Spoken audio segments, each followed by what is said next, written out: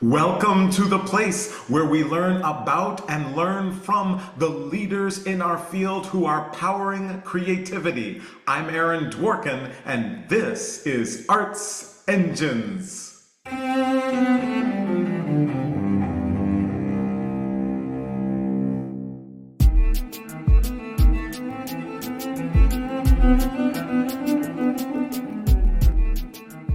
Thanks again for joining me here on Arts Engines. Today's guest is Reuben Kebede, who serves as the first violinist of the Ivalas Quartet, which was Caramoor's string quartet in residence in 22-23. Reuben, welcome to the show. Thank you so much for having me, Aaron. Well, I'm so excited to talk to you. Obviously, the quartet is just, phenomenal and having an impact in so many ways on the field and for so many communities and audiences. Caramoor, one of our great creative partners, helped us to co-curate this episode. And so one of the things that I'd love to kind of talk about is a little more of that residency. And my thought was first, kind of, if you could just share for our audience and anyone who may not be familiar with Ivalas, kind of, is there an ethos, a driving sense of the group and of the ensemble, the impact you want to have? And then we'll kind of go to the residency itself. Sure. So I am the first violinist of the Ivalas Quartet. We were formed at the University of Michigan. Go Blue! A few years ago. Yes, go Blue. And then we went to Colorado to study with the Takash Quartet for a few years, and now we're based in New York. And we just last May finished up our residency at the Juilliard School in the string quartet program there. So I would say our main mission as a quartet is to enrich the classical music canon by performing works by BIPOC composers on all the programs we do alongside the works in the standard repertory. So that's kind of our main driving force. Which is awesome, and of course, which is so needed. And that role and its impact, not only, of course, on audiences directly, but on all those who surround the process, presenters, et cetera, is really, I think, incredible. And so, there are, I'm sure, many in our audience, right, who might be in, emerging stages of their own either ensembles or groups or anywhere in their career paths. And so I'm curious, kind of the residency at Caramoor. First, kind of, if you could just share with us, kind of, just how it was structured, et cetera, and then for you, kind of, what impact did that have for the group, for the ensemble? So the Ernst Stiefel Quartet-in-Residence is something that Caramoor does for lots of young quartets, and it's a year-long residency. And what they do is you come in and play 3 different concert programs throughout the year. So usually one in the fall, one in the spring, and then one in the summer.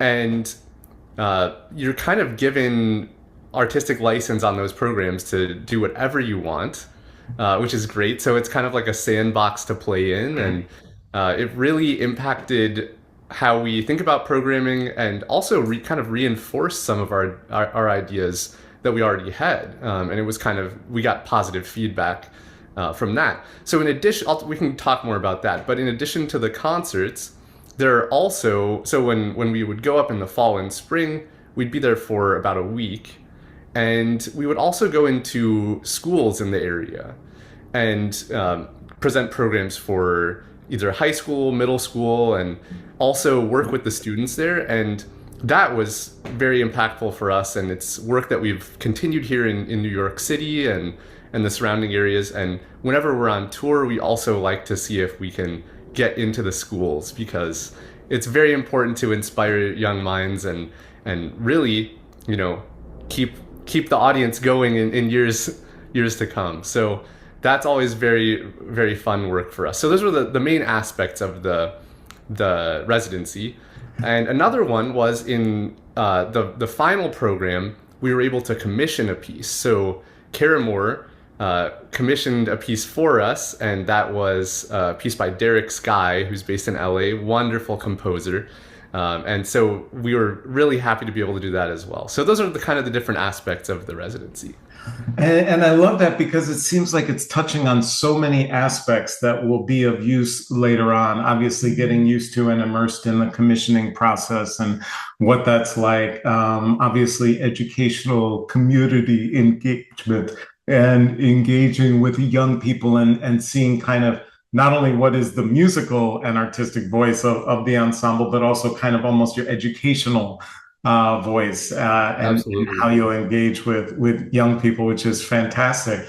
So, as you were going through this too, it sounds like you also were able to get feedback because I think sometimes, right, as ensembles or those are kind of in these emerging stages, or sometimes it's hard to like, okay, we want some feedback here. We want like, what did this work? Did this not work, etc.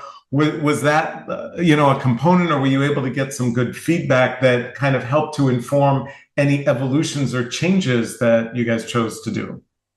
Yeah, that's a great question. So, um, like I said, Kathy and everyone at Caramoor gave us a kind of a blank slate, and we could do whatever we wanted with the programming. And really, most of the feedback that I'm talking about was just from the audiences at Caramoor.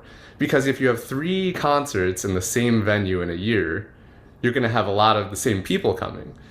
And so in some ways it was great because we were able to develop these relationships with people who came to the concerts and people who are very knowledgeable about the classical music repertoire, chamber music repertoire.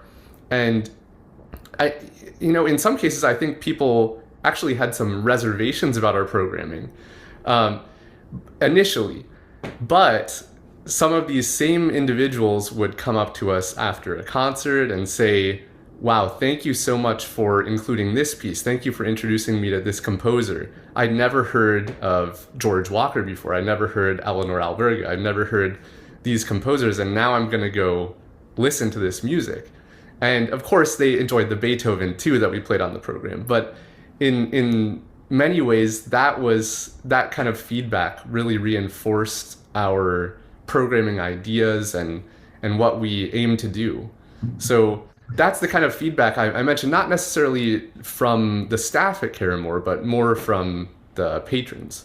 It has to be also so rewarding when you get that feedback directly from audience members, especially about your curation of work, and especially when it goes to the ethos of the ensemble itself. And this role you're playing, you're clearly transforming audiences by not just playing great Beethoven or whatever, but you're actually introducing them to new music that seems to be opening up their own artistic, appreciation.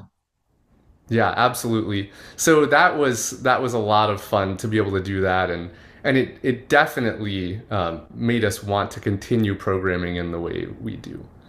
Awesome, awesome, awesome. Well, this is fantastic. It is obviously great, great work that all of you are doing. Hopefully, all of our audience will see if they can find a way to get to one of your performances.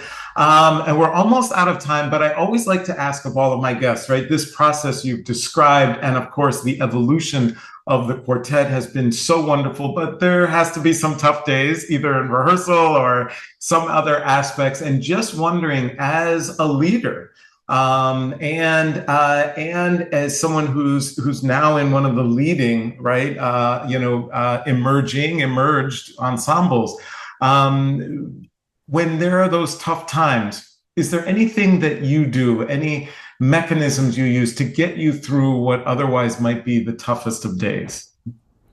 Yeah, that's a great question. Especially the start of this year has been there's been a lot of things going on. Um, so I think for personally, one thing that helps me a lot is exercise and being out in nature. I know that I'm going to be functioning both physically and mentally and emotionally at a higher level if I'm consistently doing that. But just speaking for the quartet, it's a team, and one of the things that we always try to imagine or always try to think about is that we're all humans um, before we're a string quartet. So ideally, you want those things to go hand in hand, but it's always important to just check in with each other, and not everyone's going to be having an amazing day every day. And so it's important when you're part of a team like that to really talk openly with each other, check in, um, and just see. I think open communication that way, especially during tough times, is very helpful.